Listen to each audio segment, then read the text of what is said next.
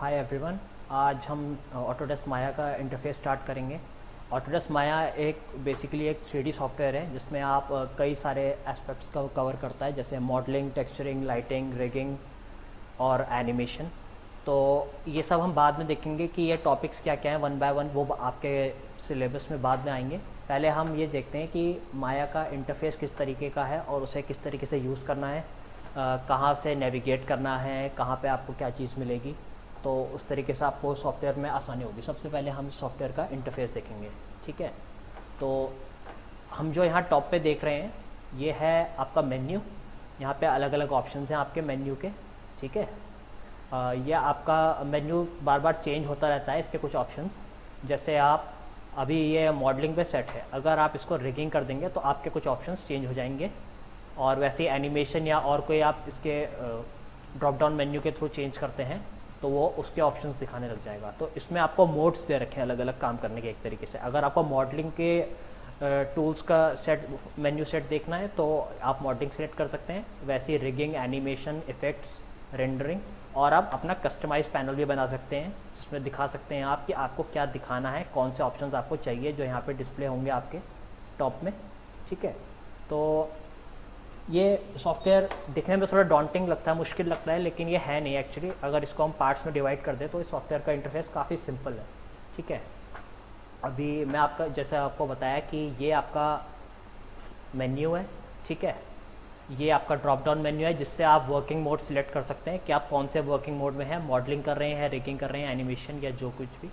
यहाँ पे आपको कुछ ऑप्शंस दिए हुए हैं न्यू सीन बनाने का माया में, ओपन सीन, कोई पुराना सीन आपने कोई सीन बना रखा है पहले से, कोई फाइल है माया में, वो ओपन करने का। सेव सीन का भी ऑप्शन दे रखा है यहाँ पे, और अंडू और रीडू के भी ऑप्शन दे रखे हैं। इनकी हम शॉर्टकट्स भी देखेंगे बाद में, ठीक है।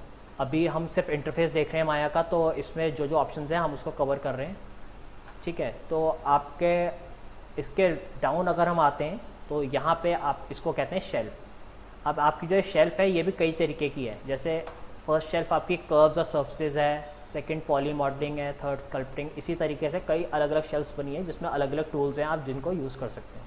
तो इसमें सबसे ज़्यादा आसानी ये होती है कि जब आप समझ लीजिए आप एनिमेशन में काम कर रहे हैं तो आपको एनिमेशन में जाने की ज़रूरत नहीं, आप सीधा यहाँ एनिमेशन में जाके एनिमेशन के टूल्स को यूज़ कर सकते हैं जो भी आपको चाहिए। वैसे ही आप अगर मॉडलिंग कर रहे हैं तो मॉडलिंग के टूल्स आप यहाँ से सिलेक्ट कर सकते हैं, ठीक है। तो ये तरीका है कि आप डायनेमिकली कैसे काम कर सकते हैं सॉफ्टवेयर में, और इस तरीके से आपका वर्क फ्लो तेज़ हो जाता है, ठीक है। और आगे हम देखते हैं इसमें कि कुछ व्यू पोर्ट के ऑप्शंस हैं। ये जो हमारा एरिया है आप देख रहे हैं ग्रे कलर का, ये व्यू पोर्ट है। तो हमारा व्यू पोर्ट में कुछ ऑप्शंस हैं हमारे पास, ठीक है। ये व्यू पोर्ट के ऑप्शंस हैं आपके, और shading, lighting, show, render, panels, कई सारे ऑप्शंस हैं जिनको आप यूज़ कर सकते हैं। और व्यू पोर्ट में नेविगेशन हम बाद में देखेंगे। अभी हम सिर्फ बेसिक इंटरफेस का स्ट्रक्चर देख रहे हैं कि किस तरीके से कहाँ पे क्या ऑप्शंस हैं, ठीक। अब आपके पास राइट साइड में, व्यू पोर्ट के राइट साइड में ये है आपका चैनल बॉक्स, ठीक है। चैनल बॉक्स आपको बेसिकली जो आपने ऑब्जेक्ट बनाया है, फॉर एग्जांपल अगर मैं यहाँ पे एक ऑब्जेक्ट बनाता हूँ तो अगर मैं इस ऑब्जेक्ट को सिलेक्ट करता हूँ तो इसकी जितनी भी प्रॉपर्टीज़ होंगी related to translate, rotate and scale and visibility, जो भी इसकी प्रॉपर्टीज़ होंगी वो आपको राइट साइड में चैनल बॉक्स पे दिखाएगा, ठीक है। और तो चैनल बॉक्स काफ़ी हेल्पफुल रहता है वैल्यूज़ एडिट करने के लिए। हमें मैनुअली वैल्यू एडजस्ट करने की जगह हम यहाँ पे जाके अगर मैं इसको ट्रांसलेट एक्स में 2 देता हूँ तो ये एक्स एक्सिस इसका देखिए बैक वाला है। अगर मैं इसका व्यू पोर्ट आपको दिखाऊँ, बैक वाला है एक्स एक्सिस, और अगर आप यहाँ पे 2 वैल्यू डालेंगे तो ये 2 यूनिट आगे बढ़ जाएगा। तो आप मैनुअली भी इस चीज़ को कर सकते हैं जहाँ पे आप इसको मूव करना चाहते हैं, और आप यहाँ के थ्रू डायरेक्ट वैल्यू भी दे सकते हैं। तो ये एक्यूरेसी के लिए आपका बहुत अच्छा है चैनल बॉक्स। इसके थ्रू आप कोई भी इनपुट देंगे तो वो यहाँ ले लेगा। अब जैसे मैंने इसको स्केल बड़ा करना चाहता हूँ तो इसका स्केल अभी 1 है, मैं इसका स्केल 5 करता हूँ तो इसका स्केल साइज़ बड़ा हो जाएगा, ठीक है। तो बहुत आसान है इसको नेविगेट करना, इसमें ज़्यादा ये सोचने की ज़रूरत नहीं है कि ये किस तरीके से होगा। इसको धीरे धीरे जैसे हम कवर करते जाएंगे उस तरीके से हमें सॉफ्टवेयर समझ आता रहेगा, ठीक। और चैनल बॉक्स हमारा ये एरिया है, इसके नीचे ये लेयर एडिटर है, इसमें लेयर्स बनती हैं एक्चुअली। ये लेयर्स का काम मोस्टली आपका एनिमेशन में होता है। एनिमेशन में एनिमेशन लेयर्स होती हैं। तो उसमें ये काम होता है, तो उसमें ये हमारा वर्क करता है। वैसे इसमें कोई वर्क नहीं है हमारा, लेकिन जब हम एनिमेशन यूज़ करेंगे, एनिमेशन करेंगे सॉफ्टवेयर में, ऑटोडेस्क माया में, तब हम इसको यूज़ करेंगे। ठीक है, तो ये हम बाद में आगे की क्लास में देखेंगे। अब हम आ जाते हैं लेफ़्ट साइड पे। लेफ़्ट साइड पे हमें कुछ ऑप्शंस दे रखे हैं यहाँ पे। ये आपका टूल बॉक्स है, इसमें आपको अलग अलग ऑप्शंस मिल जाएंगे, जैसे सिलेक्शन का, लासो टूल और पेंट सिलेक्शन। ये कुछ अलग अलग टूल्स हैं जो आप इनको यूज़ कर सकते हो सिलेक्शन के लिए। ठीक है, और इसके अगर बॉटम में आएंगे तो आप पैनल लेआउट, आपको एक चीज़ मिलेगी, और ये एक्चुअली आपका लेआउट दिखाता है। अगर मैं इस प्लस साइन पे क्लिक करूँ, टॉप लेफ़्ट साइड में जो टॉप में प्लस साइन है, इस पर क्लिक करूँ, तो माया में आपके जो बेसिकली व्यूज़ हैं वो 4 तरीके के व्यूज़ हैं। ठीक है, जो आपको माया बेसिक इंटरफेस दिखाता है उसमें आपको 4 व्यूज़ दिखाता है। टॉप दिखाता है, फ्रंट दिखाता है, साइड दिखाता है, और एक पर्सपेक्टिव व्यू दिखाता है। ठीक है, तो इसके बारे में भी हम देखेंगे कि top view, front view, side view और पर्सपेक्टिव में क्या फ़र्क है, ये हम आगे की क्लास में देखेंगे। फिलहाल आप यहाँ से इनको टॉगल कर सकते हैं। ठीक है, ये चारों ऑप्शंस आपको अगर देखने हैं तो आप इस प्लस साइन पे क्लिक करेंगे और ये आपको सारे व्यूज़ आपके जितने भी बनते हैं व्यू पोर्ट पे, डिफ़ॉल्ट जो ये दिखाता है वो आप देख सकते हैं। ठीक है, बाकी इसमें कुछ ऑप्शंस हैं जिसको आप कस्टमाइज़ भी कर सकते हैं, जिनके थ्रू आप अपना हिसाब से पैनल सेट कर सकते हैं। और जो अब हम इसमें नीचे आते हैं, ये जो आप ये देख रहे हैं, जिस पे मैं अभी नेविगेट कर रहा हूँ, इसमें फ्रेम्स लिखे हुए आ रहे हैं। तो इसको जो कहते हैं, ये आपका टाइम स्लाइडर है माया में। ठीक है, अगर और ये टाइम स्लाइडर हमेशा आपका फ्रेम्स के हिसाब से आता है। ठीक है, जो आप एनिमेशन करते हैं वो फ्रेम्स पर सेकंड के हिसाब से होता है, तो ये जो टाइम स्लाइडर है ये आपका फ्रेम्स के हिसाब से चलता है। ठीक है, समझ लो आपको 27 फ्रेम पे जाना है, तो 27 फ्रेम पे आप ड्रैग करके इसको यहाँ पे ला सकते हैं। तो ये इस तरीके से नेविगेट करना है ऑटोडेस्क माया में। ऑटोडेस्क माया फ्रेम्स में बात करता है। ठीक है, तो इस तरीके से हम नेविगेट कर सकते हैं उसमें। ये आपका टाइम स्लाइडर है, इसके थ्रू आप जिस टाइम पे जाना चाहें ड्रैग करके जा सकते हैं। अगर आप क्लिक भी करते हैं तो आप डायरेक्टली उस पॉइंट पे पहुंच जाएंगे। अगर मुझे 20 से 90 पे जाना है तो मैं सीधा 90 पे क्लिक कर दूंगा और मेरा सिलेक्शन वहाँ पे हो जाएगा। ठीक है, अब नीचे एक ऑप्शन है, ये बिल्कुल टाइम स्लाइडर के बिल्कुल नीचे एक ऑप्शन है, इसको कहते हैं रेंज स्लाइडर। अब रेंज स्लाइडर और टाइम स्लाइडर में क्या फ़र्क है? अभी हम जैसे देख रहे हैं, हमारा जो टाइम स्लाइडर है, टाइमलाइन में हमारे पे फ्रेम 1 टू फ्रेम 120 दिखा रहा है, और आप अगर ध्यान देंगे तो नीचे रेंज स्लाइडर जो हमारा है, जिसको हम रेंज स्लाइडर कहते हैं, यहाँ पे भी फ्रेम 1 टू 120 दिखा रहा है। ठीक है, तो अगर हमें समझिए कि हमें 120 फ्रेम्स की जगह 200 फ्रेम्स देखने हैं।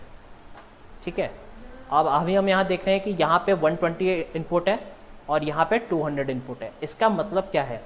इसका मतलब आपका ये है कि अभी जो हम फ्रेम देख पा रहे हैं यहाँ पे टाइमलाइन में वो 120 है, लेकिन जो हमारा पूरा सीन है उसमें 200 फ्रेम है।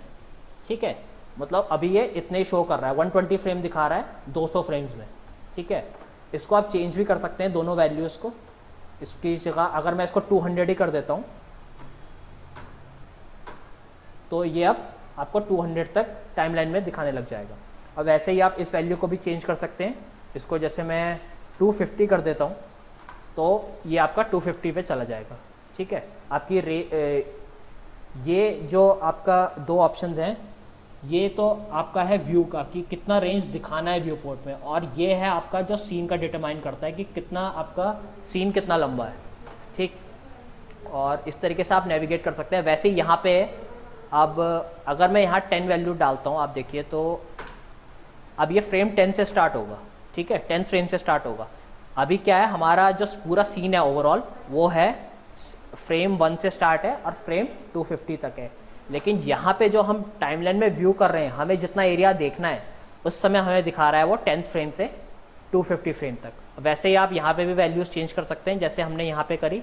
समझ लीजिए मेरे को अब 50 फ्रेम से 100 फ्रेम तक के बीच का देखना है, तो मैं स्टार्टिंग में यहाँ पे डालूंगा 50 और यहाँ पे डालूंगा 100। तो अब आगे चलते हैं। हमने ये देख लिया है कि हमारा ये टाइम स्लाइडर है, यहाँ पे हमारा रेंज स्लाइडर है। ठीक है, और हमारे पास और भी कुछ ऑप्शंस हैं माया में। ये आपका जो मेल लिखा हुआ है, ये कमांड लाइन विंडो है जहाँ पे आप माया को कमांड दे सकते हैं। ठीक है। यहाँ पे आप कुछ कमांड दे सकते हैं। जो आपका सबसे बॉटम में आ रहा है यहाँ पे, ये इसका हेल्प विंडो है एक तरीके से। ये आप अगर किसी ऑप्शन के ऊपर जाते हैं, जैसे मैं यहाँ पे जाता हूँ, तो ये हर ऑप्शन का वो दिखाएगा कि ये ऑप्शन किस चीज़ को डिनोट कर रहा है। जैसे मैं यहाँ पे गया तो यही दिखा रहा है set the start time of the animation, ठीक है, तो ये आपका स्टार्ट टाइम बता रहा है। और यहाँ पे जाऊँगा तो set the start time of the playback range, जैसे मैंने आपको पहले बताया कि ये प्लेबैक रेंज को दिखाता है, और ये आपके टोटल सीन को दिखाता है कि कितना आपका सीन कितने फ्रेम्स का है, और ये एरिया है कि आप कितने फ्रेम्स देखना चाहते हो, ठीक है। वैसे ही यहाँ बैक साइड में जो ये वाला एरिया है कि ये स्टार्टिंग में आप कितने फ्रेम्स दिखाना चाहते हो टाइमलाइन में, और ये कि आपके टोटल कितने फ्रेम्स हैं सीन में, ठीक। यहाँ पे हमें और कुछ ऑप्शन भी मिलते हैं।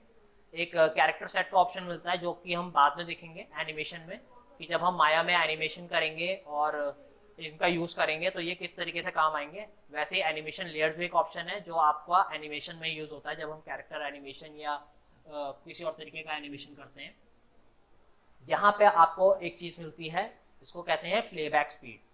तो आपकी जो प्लेबैक स्पीड है, इसमें आप देख सकते हैं अलग अलग FPS, मतलब आपका है फ्रेम्स पर सेकेंड। मतलब एक सेकेंड में अगर मैं 5 FPS सिलेक्ट करता हूँ तो जो प्लेबैक की स्पीड होगी वो आपका एक सेकेंड में 5 फ्रेम दिखाएगा, ठीक है। और इस तरीके से आप ये चेंज कर सकते हैं। इसको आप 24, मोस्टली जो एनिमेशन में हम यूज़ करते हैं वो है आपका 25 FPS या 29.97 या 30 FPS। तो इसको आप अपने प्रोजेक्ट के हिसाब से सेट कर सकते हैं। अगर मेरा प्रोजेक्ट 25 FPS पे मेरे को देखना है तो मैं 25 FPS कर सकता हूँ। अब ये टाइमलाइन उसी हिसाब से चलेगी, ठीक है। और यहाँ पे हमारे पास कुछ ऑप्शंस हैं, ये आपके प्लेबैक कंट्रोल्स हैं एक तरीके से, ठीक है। अब इस पे अगर जाते हैं, ये आपको, अगर आपका कर्सर यहाँ है, आपको बिल्कुल स्टार्ट में जाना है तो आप इस बटन को दबाएंगे, आप बिल्कुल स्टार्ट में पहुँच जाएंगे अपनी रेंज के। तो वैसे ही यहाँ पे और भी कुछ ऑप्शंस हैं जिनको हम धीरे धीरे करके आगे देखेंगे। इनमें से सबसे इंपॉर्टेंट ऑप्शन है आपका ये प्ले फॉरवर्ड का। जब आप प्ले फॉरवर्ड करते हैं तो आपका जो भी टाइमलाइन में आपने अगर कोई एनिमेशन करा होगा या आप डायनेमिक्स या किसी और चीज़ पे काम कर रहे हैं तो वो आपको प्ले होके दिखा देगा कि ये किस तरीके का आ रहा है। यहाँ से आप देख सकते हैं। और ये प्ले बटन ही जब आप प्ले कर देते हैं तो ये स्टॉप बटन का भी काम करता है। अगर मैं इस पर क्लिक कर देता हूँ तो ये प्ले होना बंद हो जाएगा, ठीक है। तो आपका प्ले और स्टॉप करने का एक ही बटन है माया में यहाँ। और यहाँ पे कुछ ऑप्शंस हैं कि कीज के बारे में, जैसे step forward 1 key, step forward 1 frame and go to end of playback range. ये कुछ ऑप्शंस हैं जो हम जब एनिमेशन करेंगे माया में या डायनेमिक्स में देखेंगे तो ये किस तरीके से काम करते हैं, इनका एग्जांपल हम तब देखेंगे, ठीक है। तो माया का इंटरफेस आपको पार्ट्स में समझना पड़ेगा कि काफ़ी बड़ा इंटरफेस है। तो किस तरीके से, कहाँ पे आपको कौन से ऑप्शंस मिलेंगे, किस तरीके से उसको यूज़ करना है, तो ये आपको एज टाइम प्रोग्रेसेस आपको समझ आता रहेगा कि आप माया को किस तरीके से हैंडल करेंगे और किस तरीके से उस पर वर्क कर पाएंगे, ठीक है। तो आज की क्लास के लिए इतना ही। Thank you.